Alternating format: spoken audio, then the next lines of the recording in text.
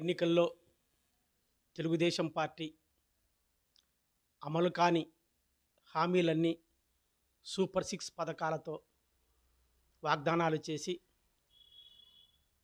Elections వచ్చి దాదాపు 4 నెలలు గడిచిపోతున్నా ఇప్పటికి కూడా ఒక పింఛను పథకం తప్ప ఏ పథకం కూడా అమలు కాలేదు.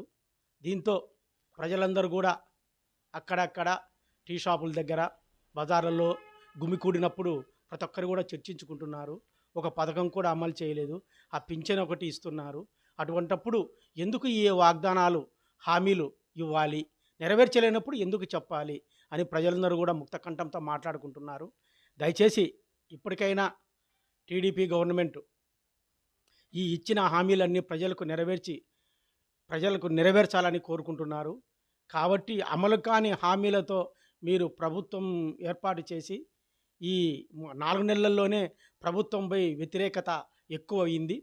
కాబట్టి ఇప్పటికైనా సక్రమమైన మార్గంలో అమ్మఒడి కావచ్చు, ఏ పథకమైనా సరే మీరు చెప్పిన ప్రతి ఒక్క పథకము నెరవేర్చాల్సిన బాధ్యత మీ మీద ఉంది.